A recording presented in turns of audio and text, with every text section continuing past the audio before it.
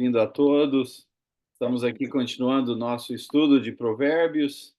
Só lembrando, né, um resumo de Provérbios. É um livro que aborda duas maneiras de ser, duas percepções, dois caminhos a se escolher, sendo ele sabedoria e a tolice. A sabedoria tem o seu início na atitude de temor, que é uma combinação de reverência a Deus que leva à obediência. Então, isso é o primeiro passo, é a atitude que te põe aberto à presença de Deus, à sabedoria de Deus, e, consequentemente, leva a viver uma vida que reflete essa sabedoria, essa obediência. A ausência disso, a ausência dessa atitude, a ausência da presença de Deus, a ausência da tendência, da disposição de ser obediente à presença de Deus, é a tolice. A pessoa não tem que dizer em voz alta, eu quero ser tolo, para entrar na definição de tolice, de acordo com Provérbios. E Provérbios é um mecanismo literário usado para fazer esta transmissão, essa explicação de sabedoria e tolice. E a ideia de o provérbio é uma longa experiência numa curta sentença. E normalmente a estrutura da sentença, nem sempre, mas na maioria das vezes, é oferecendo um contraste entre a sabedoria e a tolice, muitas vezes notando o comportamento tanto um de outro e as consequências ou bênçãos que vêm com essa escolha. E estamos aí gradativamente progredindo pelos capítulos. Só mais um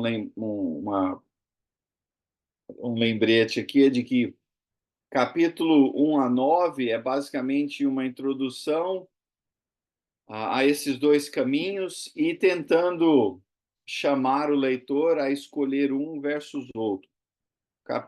O final do capítulo 31 é um exemplo do que acontece com a pessoa que escolhe a sabedoria. E aí, entre o capítulo 9 e o capítulo 31, está a prática de se viver essas escolhas. Então, parece ser assim meio desorganizado, principalmente do capítulo 9 ao 31, mas o que conecta tudo isso é essa ideia de viver na prática essas duas opções, sendo a tolice e a sabedoria. Então, vamos lá, estamos no final do capítulo 19, se eu não me engano, onde paramos. Vou compartilhar minha tela aqui. 19 e 20. Isso, acho que é isso que eu tenho aqui. E só também um lembrete, se você quer fazer um comentário ou pergunta, levanta a mãozinha eletrônica aí, que é isso mostra aqui na minha tela, assim como o meu pai está ou sem querer ou intencionalmente fazendo. Querendo. Ô, Júnior, eu gostei da observação que você fez, que é do 9 à parte do 31, que parece coisas desconectadas, né? Muita gente pensa a mesma coisa com o livro de Tiago, né? Mas, na verdade, não é correto, porque tem a introdução lá em Provérbios e tem a introdução lá em Tiago. Então, não são coisas desconectadas, são conectadas pelo contexto, né? Sim, muito bom. Há um propósito, um significado e uma direção, tanto para Provérbios quanto Tiago. Ok, versículo 20, então. Ouça conselhos e aceite instruções, e acabará sendo sábio. Então, aqui simplesmente uma afirmação, um lembrete, porque já tem falado sobre sabedoria e tolice por todos esses versículos de uma maneira ou outra. Mas aqui é simplesmente uma afirmação no meio do capítulo aqui, lembrando o leitor que, obviamente, de acordo com Provérbios, a sabedoria é de preferência e em sua simplicidade, o caminho à sabedoria está em conselhos, em ter a disposição e a atitude de aceitar conselhos. Aqui em específico de Deus, a voz de Deus. E se a pessoa tem essa atitude, essa coerência, está mais disposta a ser uma pessoa sábia. Porque se a pessoa não tem vontade, interesse na prática, interagir em suas interações um com o outro, em ouvir conselhos, por que ouviria o conselho de Deus, né? Ou por que estaria aberto a ouvir a voz de Deus? Então, simplesmente uma frase aqui, lembrando o leitor da importância da sabedoria. E o caminho à sabedoria é essa coerência, essa atitude. Versículo 21. Muitos são os planos no coração do homem, mas o que prevalece é o propósito do Senhor. O ser humano cheio de plano, opinião, ideias. O problema não é a ausência disso. O problema talvez são muitos. E infelizmente, por termos muitos planos e por termos muitas ideias e muitas opiniões, e muitas vezes você soma isso aí com a tendência do ser humano ser arrogante em achar que não precisa de ninguém, não precisa do outro, não precisa de Deus. E isso tudo sobre a influência da astúcia do mal. O ser humano acaba se perdendo na ilusão de que quem realmente está em controle é Deus. É Deus. Podemos fazer um monte de planos, mas se os nossos planos vão em contraste a Deus, inevitavelmente, eventualmente, e inevitavelmente, o que vai prevalecer é o plano de Deus. E isso muitas vezes se ocorre na prática quando temos consequências negativas em nossa vida, quando temos dificuldades, quando os nossos planos não dão certo, ou leva a consequências trágicas. Então, é uma ilusão achar que as nossas ideias vão prevalecer além da vontade de Deus. E aqui simplesmente é um resumo disso, é um lembrete disso, é um chamado ao leitor que está aberto à sabedoria em reconhecer que os planos de Deus prevalecem. Sendo assim, o caminho da sabedoria é estar aberto à presença de Deus e buscar em coerência viver de acordo com a vontade de Deus. Que tem basicamente duas maneiras de se pensar: de que há uma verdade a se conhecer, uma verdade a se descobrir, ou uma verdade que nós construímos. E muitos de nós, principalmente no momento histórico que estamos, vivemos numa ideia de que construímos a nossa realidade, que a ideia de verdade, de moralidade é resultado da construção e intenção do ser humano.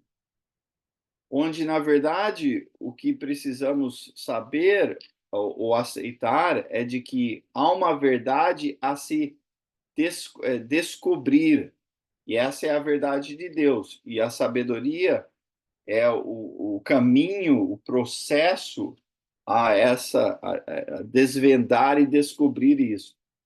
E é importante termos essa diferença em mente. Que quem na verdade, decide as coisas são Deus, não o ser humano. E a ilusão, se voltar lá em Gênesis 3, é exatamente o que a serpente ofereceu ao ser humano, de que nós poderíamos ser como Deus. Mas isso é a ilusão de que eu e você podemos decidir e construir a nossa própria realidade da maneira que achamos melhor. E isso é sempre problemático. Meu pai? Ô, Júnior, apoiando tudo que você está dizendo aí, a dificuldade do lado positivo é o homem procurar entender o plano de Deus para ele, né? Uhum. Vai prevalecer a vontade de Deus, mas se o homem não procura entender o plano de Deus para ele, homem, ele fica fora, né? Aí, como você falou, vem as consequências negativas, assim por diante, né?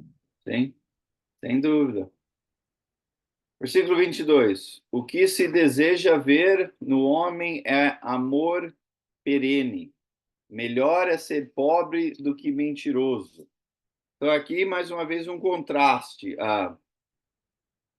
Alguém tem alguma outra versão que traduza a palavra perene de forma diferente? É constante, permanente. Constante, permanente. Então, vamos ler com essa palavra aí que faz mais sentido. O que se deseja ver num homem é um amor constante. Melhor é ser pobre do que mentiroso. Estranho, porque parece duas frases não têm nada a ver uma com a outra. A ideia de pobreza e mentira, o que isso tem a ver com consistência de amor? Giovanni, tem algo a somar aí, antes da gente continuar a A conversa? NVI, a NVI traz uma observação ao pé da página sobre o perene. Ela fala: ou a ambição de um homem é a sua vergonha. Então, aí parece uma ideia totalmente diferente do que traduziram, né? O que talvez tem mais a ver em contraste com a próxima frase. Então, a ambição do ser humano é a sua contínua vergonha. Isso talvez tem mais a ver porque faz um contraste com a ideia de pobreza. Se ambição é um problema, e aqui a ambição se assume por estar oferecendo um contraste, que é uma ambição não direcionada por sabedoria, é uma ambição proporcionada por motivos próprios, pela influência do mal, por tolice, e por sermos consistentes na nossa tendência de ambição, de querer ter mais poder, querer ter mais dinheiro, querer ter mais influência, querer, né, subir acima das pessoas, isto é um constante problema também. Não é só uma constante tendência, é um constante problema. Em contraste, é melhor ser pobre do que ter essa constante ambição que talvez até nos leva a usar mentiras para suceder, e a pobreza dentro da sabedoria de Deus é uma realidade de vida aceitável, porque o que qualifica o bem-estar de uma pessoa não é necessariamente dinheiro ou ausência de dinheiro. Porém, sendo que vivemos numa sociedade que define sucesso, felicidade, qualidade de vida, tudo a ver com dinheiro, poder, status, e o contraste disso quer dizer que é uma vida de miséria, uma vida de sofrimento, uma vida não desejável. Mas é melhor ter pobreza do que usar mecanismos de tolice rumo a uma vida maior, ou uma vida com mais benefícios, uma vida com mais dinheiro, uma vida motivado por ganância e usando o mecanismo de mentiras. É interessante porque eu estou lendo um livro que acho que a tradução seria Vivendo uma Vida com Worth Living, uma vida que vale a pena, basicamente. E é interessante que esse livro, autores, acho que são mais que um, mencionam que tem quatro tipos de pessoas, de maneiras de se viver. A pessoa que, primeiramente, não contempla nada, ela vai com o fluxo. Está assim, vivendo uma vida de reação automática. acorda de manhã, vai para o trabalho, faz o que está todo mundo fazendo ao redor, o fluxo da sociedade, a pessoa está engajada simplesmente por ser a direção que está todo mundo indo. A pessoa vai, tem seus hábitos, tem sua rotina, tem a sua... E vive essa vida cotidiana, o dia vem, dia vai, dia vem, dia vai, dia vem. E a pessoa está indo na direção que está todo mundo indo. O segundo nível é uma pessoa que tem um pouco mais de introspecção, no sentido de o que eu estou fazendo está realmente produzindo o que eu quero? Então, o nível de introspecção é reflexível, é uma reflexão nisto. O tipo de vida que eu estou vivendo está me garantindo, me proporcionando os bens que eu quero?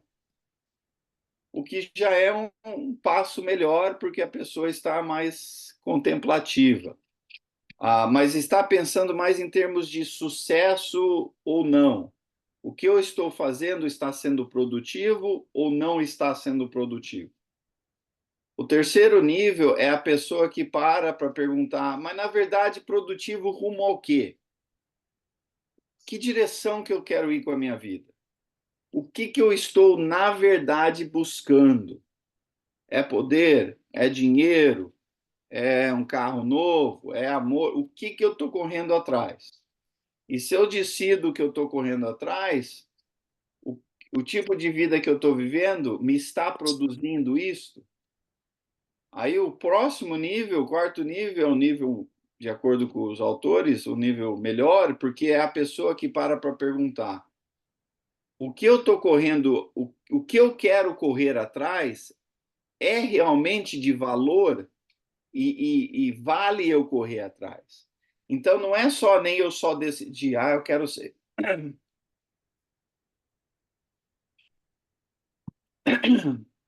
Alergia, hoje está difícil. Não é nem só pensar e decidir o que eu quero correr atrás. É um passo a mais em pensar. Vale a pena eu correr atrás do que eu acho que é importante? E é isso que eu acho que sabedoria está nos levando, é contemplar não só o que eu quero, mas o que eu quero realmente vale a pena em querer. E é, em essência, o que Eclesiastes está tentando fazer. Então, é bem interessante a gente, como seguidores de Jesus, ter este quarto nível de reflexão. E não só os outros, sim, especialmente não só o primeiro, que é segue o fluxo. Giovanni? A tua explicação vem ao encontro do que a NVI colocou, então. A Sim, ambição de um homem é a sua vergonha. A ambição tem dois sentidos, mas no sentido de poder, riquezas, honra, glória, cobiça, sim. cuspidez. Então, vem ao encontro do que tu falou aí também. Eu acho que essa frase faz mais sentido com a segunda frase. Senão fica algo está meio desconectado aqui. Versículo 23. O temor do Senhor conduz à vida. Quem teme pode descansar em paz. Quem o teme pode descansar em paz, livre de problemas. Então, o temor do Senhor aqui conecta lá com o capítulo 1, versículo 7, que o primeiro passo te põe na atitude correta, te põe numa situação, numa percepção de estar aberto à presença transformadora de Deus, a sabedoria de Deus tendo um impacto na nossa vida prática. E quem está disposto a este tipo de caminho e processo é quem teme a Deus. Mais uma vez, o que me ajuda a entender melhor a palavra temor, porque normalmente quando a gente usa essa palavra, a gente tem mais a ver com a ideia de estarmos com medo de algo. E nem sei se muitas vezes usamos a palavra temor no dia a dia. Temor é uma coletânea de reverência a Deus que proporciona a nossa obediência a Deus. Se eu tenho reverência a quem Deus é, consequentemente eu quero obedecer a Deus. Isto é a palavra temor, de acordo com ou uma maneira de se entender a palavra temor, de acordo com a perspectiva bíblica. E uma declaração absoluta feita na história bíblica é de que Deus é a única fonte de vida. Ele é o Criador. E de Deus se sai vida, de que Deus é a fonte de melhoria, de propósito, de amor. É de Deus que vem vida. Por isso que em Gênesis a vida é começada pela presença de Deus, pela afirmação de Deus, começar o processo de criação, e é a presença de Deus que transforma aquele caos rumo a uma vida de propósito, de paz, de harmonia, uma vida com função.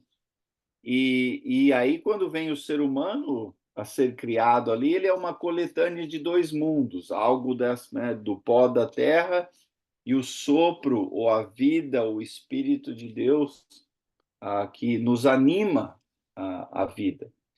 Então, por isso que a consequência de quem abandona ou escolhe um caminho longe de Deus é a morte. Deus não está sendo vingativo. Podia ter dado lá um castigo, mas aí deu morte. Se Deus é a única fonte de vida, qualquer caminho, indiferente da sua as intenções que leva longe de Deus, é um caminho rumo à morte. E em qualquer parte desse processo rumo à morte que você pode estar, se você ter temor a Deus e virar rumo a Deus, é um caminho de volta à vida. Por isso que aqui ele fala que o temor do Senhor conduz à vida. E quem está neste caminho, a vida, quem tem essa compreensão de que rumo a Deus é onde precisamos estar, com a presença de Deus é o que precisamos, é um caminho à paz, porque qualquer versão longe de Deus é também um conflito interno que está acontecendo, porque fomos criados para refletir a imagem de Deus. E se vamos nos afastar de Deus, quanto mais nos afastamos de Deus, não só estamos indo à morte, estamos morrendo por dentro. Estamos tendo um conflito interior. E este conflito interior se expressa nessa bagunça na qual vivemos. Então, não só estamos rumo à vida, com temor a Deus, estamos também está também se resolvendo esse conflito interior, consequentemente, rumo a uma paz interna. E quanto mais em paz estamos, mais podemos ter uma experiência de descanso, não necessariamente assim tirar uma soneca, tipo de descanso, um descanso interno, uma paz interior. E isto é uma vida de cada vez menos problemas, porque se resolve-se o conflito interior, a tensão entre o bem e o mal, entre a sabedoria e a tolice, entre ouvir a presença de Deus e ouvir os sussurros da serpente, se isso vai se resolvendo, se resolve os problemas da vida. Os problemas da nossa vida são sintomas de um conflito interno. Não são o problema, são sintomas. Então, se você lida com a essência do problema, os sintomas diminuem. Sim, meu pai pôs o dedinho lá, então acho que faz sentido. Ok. Versículo 24. O preguiçoso põe a mão no prato e não se dá ao trabalho de levá-lo à boca. Essa é a essência da preguiça. A pessoa não consegue nem levantar o garfo. E se consegue, não, nem mastiga, vamos dizer assim. Obviamente, aqui está se usando um exemplo, uma metáfora para exemplificar o absurdo da preguiça. E a preguiça aqui, mais uma vez, há níveis de interpretação. E não digo interpretação tipo em interpretações conflitantes.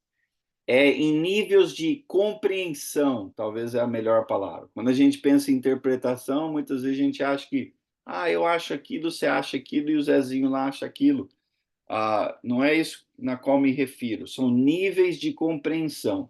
O nível mais superficial aqui, porém correto, é a ideia literal de não ser preguiçoso. Não seja preguiçoso. Trabalha, engaja na vida, contribui aí para o bem-estar da sua saúde, da sua família, vai trabalhar. Esse nível superficial, porém correto. E muitas vezes, muitas pessoas têm que começar aí, que precisam dessa motivação, por essa energia para a pessoa não ser preguiçosa. Um próximo nível dentro dessa compreensão, eu acho que está na ideia da pessoa ser ativa em viver a sabedoria de Deus. Que Deus proporciona oportunidades, Deus proporciona encorajamentos, coisas que nos... qual que é a palavra aqui? Que nos motivam. Mas se a gente não tem essa vontade, não tem essa querer se buscar, se degustear, comer o que Deus nos oferece, né? Comer do fruto da vida, Deus pode até pôr o prato na nossa frente. Se a gente não quer viver uma vida de sabedoria, a preguiça nos impede disso. Então, tem irmãos e irmãs que esquenta banco, mas não está ali realmente degustando de tudo que está sendo oferecido naquele, vamos dizer, para manter a metáfora aqui, aquele banquete espiritual. Então, esse, na minha opinião, é um nível a mais de compreensão e aplicação. Meu pai? Ô, Júnior, eu tenho a impressão que esse aí do versículo 24, ele só é meio preguiçoso. Porque se ele leva a mão no prato, ele já está fazendo alguma coisa, mas depois ele não Parou ali. continua a levar na boca. Eu acho que é um problema muito sério com muitos irmãos, que eles mais ou menos eles fazem, mas eles não continuam, eles não vão à frente. Então eu chamaria eles de meio preguiçosos, como esse aqui do versículo 24. Uhum. Bom ponto, bom ponto. Como não existe Versículo meio 25. O Afonso está dizendo que não existe meio preguiçoso, então ele é preguiçoso inteiro. Preguiçoso por inteiro. Versículo 25. Açoite o zombador. Ó, isso aqui não é um ministério, tá? Não precisa ninguém se voluntariar para ser aí açoitadores de zombadores. Açoite o zombador. Para começar, o que é um zombador? O zombador é uma pessoa que zomba, tá? Mas é uma pessoa que está desperdiçando o que é oferecido. No capítulo 1 de Provérbios, se cria um cenário onde a sabedoria está disponível nos lugares de maior movimento naquela sociedade. E ela clamando, chamando, E ela fala a 2, 3 categorias de pessoas. Uma delas é os inexperientes, que provavelmente quer dizer os jovens que faltam experiência de vida. Um outro grupo é o zombador, é a pessoa que não só ignora a sabedoria, que a pessoa tira sarro, que é a pessoa que ativamente desperdiça e critica e zomba e maltrata a sabedoria, em capítulo 21, e aqui provavelmente também. E quando se há consequências ao zombador, e não é que eu e você precisamos sair açoitando, porque a vida açoita. Açoita? Açoite? Qual que é o verbo de açoitar? O verbo é açoite. Bem, a vida bate. Açoita. Açoita, a vida açoita. A vida. O inglês, de vez em quando, meu português foge de vez em quando por causa do inglês. A vida açoita. E é importante, porque a maneira que Deus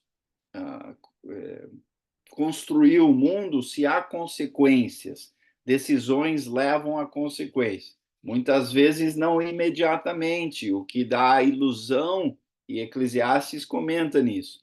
Porque a consequência não é carregada imediatamente, dá a ilusão na mente do tolo de achar que tá fazendo tá bom. Mas, inevitavelmente e eventualmente, as consequências de o açoite vêm. E quando isso acontece, quem está prestando atenção às consequências que vêm ao zombador é a próxima frase. Os inexperientes, aqui seriam jovens, aprenderão a prudência. Quando o jovem que falta experiência, e ser jovem não é doença, faltar experiência não é um julgamento, não é uma crítica, é um fato, é uma observação. E quando o jovem falta experiência, uma maneira de se ganhar experiência que leva à prudência é em prestar atenção quando pessoas vivem a consequência da sua tolice. Quando o jovem nota isso e aprende algo sem ter que zombar, sem ter que viver aquela tolice, aprende com a tolice dos outros, se há prudência nisso. Leva à prudência. Então, é importante aprender com os erros dos outros. É menos doloroso aprender com os erros dos outros do que aprender com os seus. Então, se há prudência nisso. E, olha, todo mundo nesta vida, inevitavelmente, vai se viver momentos de tolice. Tá? Porque todo mundo está com esse conflito interno. A diferença entre o que zomba e o que tem discernimento é a pessoa que está disposta a ouvir e aprender versus as pessoas que não. Discernir é a pessoa que analisa o que está acontecendo, até mesmo com suas decisões erradas, e quando tem aquela consequência que vem pelas suas decisões erradas, a pessoa aceita isso como um momento de repreensão, um momento de análise, um momento de aprendizagem. Isto leva a discernimento e conhecimento. O oposto disso é o zombador, que, para começar, nunca acha que ele está errado ou ela está errado. Sempre acha que qualquer tragédia é culpa dos outros. E ainda não só isso, ativamente tira sarro das tentativas de correção que talvez Deus cria ou que outros criam. Então, a diferença entre um e o outro não é nem necessariamente um toma decisões só sábias e outro toma decisões só tolas. Todos nós temos momentos de tolice, mas quem vê as consequências da sua tolice como um momento de aprendizagem, isto é sabedoria, e isto leva a discernimento, isto leva a conhecimento. A ausência disso é zombaria, tolice, sofrimento e assim por diante. Então, é importante ter essa disposição de aprender. Um irmão lá de Curitiba, ele é um sarro. Ele contando uma história que ele estava numa loja lá e tinha uma mulher trabalhando na loja e se eu lembro os detalhes aqui, mas tinha algo que a mulher não estava ouvindo o que alguém estava falando para ela, e aí ele entrou na conversa para dizer, é que essa moça é resistente à aprendizagem.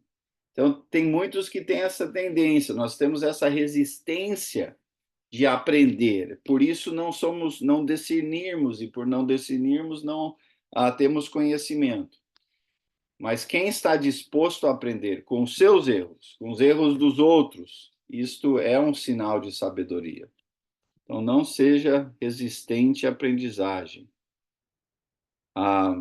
26. O filho que rouba o pai e expulsa a mãe é causador de vergonha e desonra.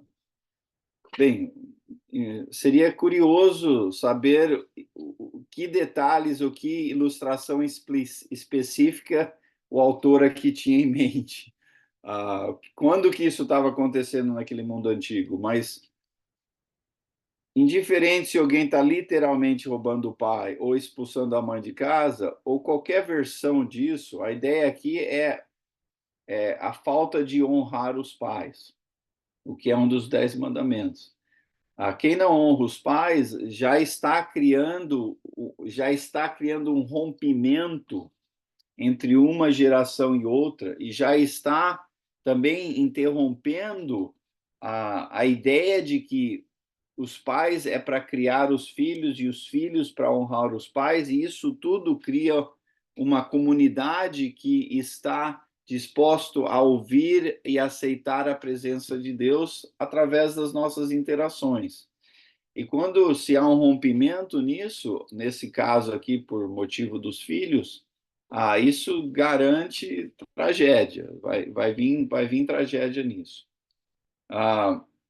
Uma das teorias que eu estou estudando, que estudei recentemente, faz um ponto interessante nisso, e não é uma teoria pensando na história bíblica, é uma teoria do funcionamento da psicologia e interação entre pessoas, mas é interessante que essa teoria em específico nota de que quando há um rompimento em relações importantes e íntimas, como pais e filhos, quando há um rompimento ali, por motivos que for, o filho, a filha, que vai entrar em relacionamentos com outras pessoas, né? Casamento, namoro, eventualmente filhos também, vai projetar nos seus relacionamentos presentes e futuros as dificuldades e as sequelas do rompimento com o relacionamento com os pais.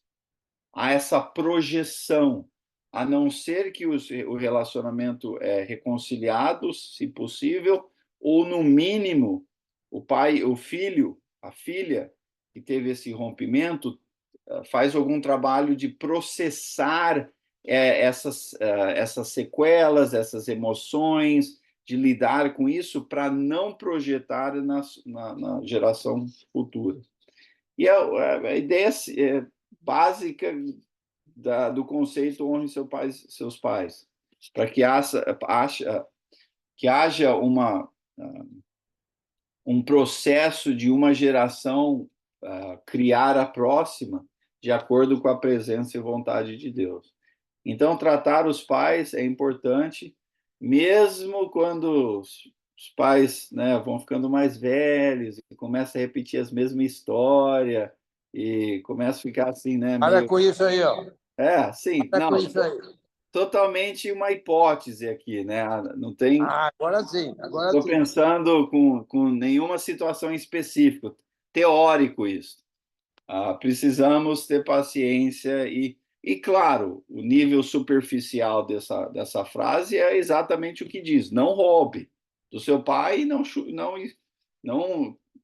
expulse a sua mãe de casa. Mas aqui é ilustrativo de pontos mais profundos da interação entre pais e filhos, como um reflexo do processo relacional de transmissão da sabedoria e fé de uma geração para a próxima. Versículo 27. Se você parar de ouvir a instrução, meu filho, irá afastar-se das palavras que dão conhecimento. Mais uma vez, é importante notar, acho que falei isso bem lá no começo do nosso estudo, que nos primeiros 9 capítulos tem 10 vezes onde fala a expressão meu filho, ouça as minhas palavras. E creio que ali tem, no mínimo, dois níveis de compreensão. Um é de que o autor ali, provavelmente Salomão, está tentando criar no leitor essa expectativa de como se fosse um pai falando para os filhos, como se fossem os pais ensinando os seus filhos. Então, para o leitor estar mais disponível a aceitar as palavras deste livro, porque seria como se pais estivessem ensinando. Então, é um mecanismo literário de comunicação. Um outro nível, bem provável, é que, de forma figurativa, é Salomão como um pai falando para a sua descendência futura, literalmente o seu próprio filho, o próximo filho que tomou conta do reino e fez uma bagunça, mas também todos os reis dali para frente ouvir como se fosse o Salomão falando para a sua genealogia, o que também não ouviram bem. Indiferente se aqui literalmente é para ser um pai falando para o filho ou para a gente pensar em termos mais afinitivos, de que os pais estão tentando nos ensinar, ou até pensando em Salomão, ou até pensando na ideia de Deus responsabilizou pais a passar para a próxima geração fé e assim por diante. Tanto faz. O ponto é o mesmo.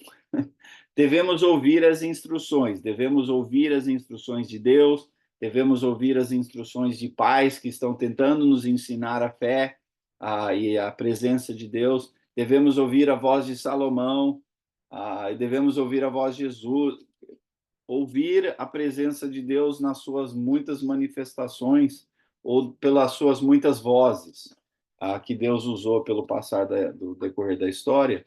Quando estamos dispostos a ouvir a presença de Deus, a voz de Deus, vamos ter conhecimento, vamos ter sabedoria, vamos ter paz, vamos ter harmonia, vamos ter vida e assim por diante. A ausência disso vai levar a todas as consequências negativas. Giovanni?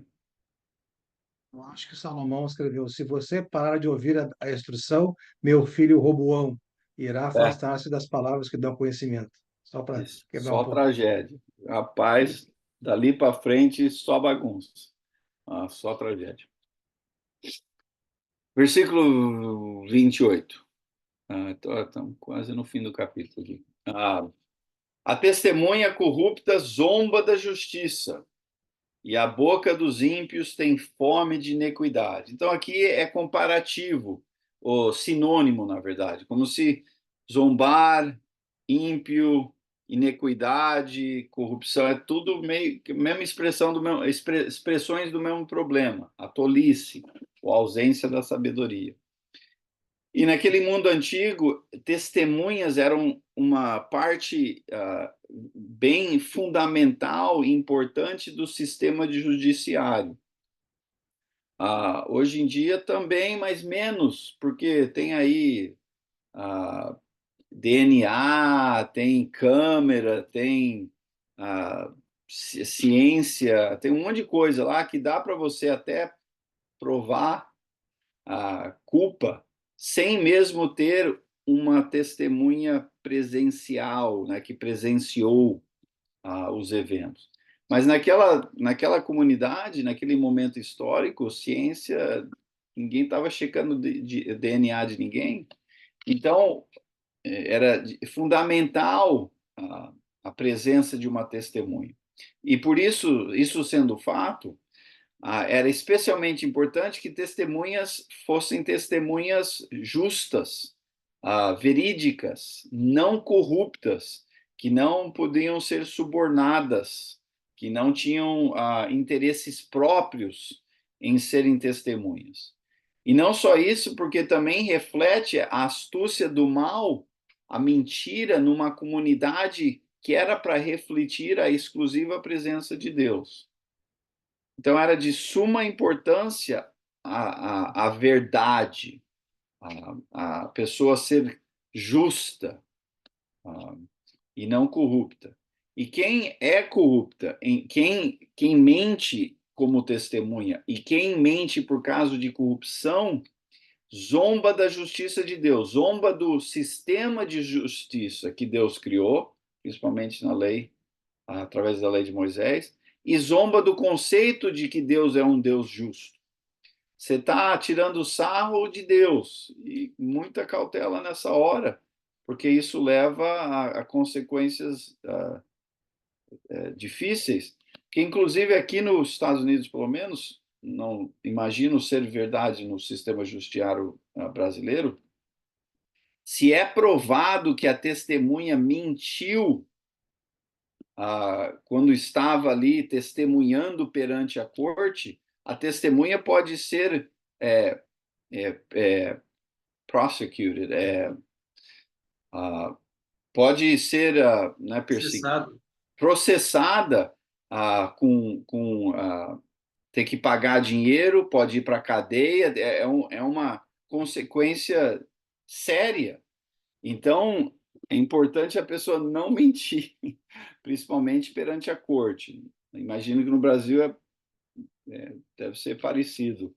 Mas isso, sem dúvida, é verdade perante Deus. Se você vai participar do sistema de judiciário que Deus criou, e você é um participante que está zombando pela sua conduta do que Deus ali espera, vai ter consequência, vai ter consequência.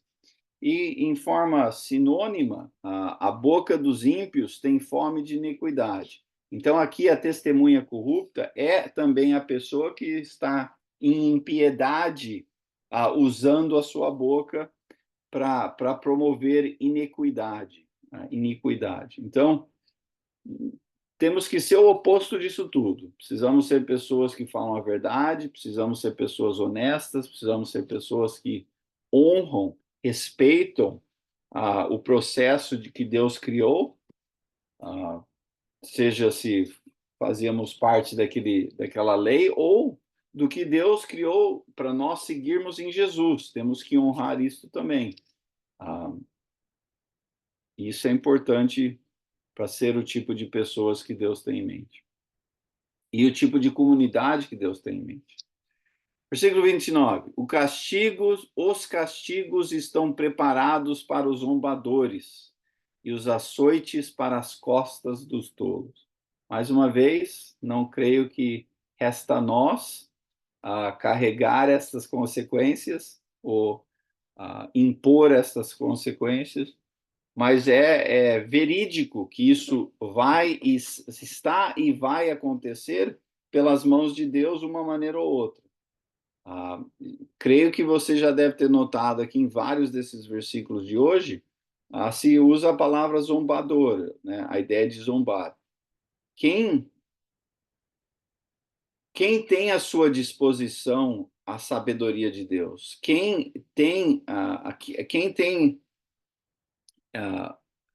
está sendo oferecido a presença de Deus, o sacrifício de Jesus, e tem ali ao seu alcance usar da sabedoria de Deus, seguir a vontade de Deus, mas não só escolhe fazer a sua coisa, né, viver da outra maneira, mas zomba o fato de que Deus, através das muitas possibilidades, está nos oferecendo algo melhor e tira sarro disso e critica isso. Esse tipo de pessoa, esse tipo de atitude tem consequências sérias, de uma maneira ou outra. Então, acho que é intencional o uso aqui de palavras duras, como castigo, açoites e assim por diante, para criar, para a gente sentir a seriedade disso. Então, é muito importante ter esse conhecimento. E, mais uma vez, essas consequências podem vir de várias formas. Podem ser consequências das nossas decisões, podem ser relacionamentos rompidos por causa desse tipo de atitude. Seja lá como for que Deus escolher açoitar o zombador, devemos lembrar de que é melhor aprender com as consequências dos outros, para a gente não ter que aprender essas consequências por sermos zombadores. É importante a gente viver uma vida de submissão, humildade, e a presença de Deus e a sabedoria de Deus no nosso dia a dia, especialmente nos nossos relacionamentos. Ok, estamos aí, vamos parar aqui, porque aí começamos no próximo capítulo,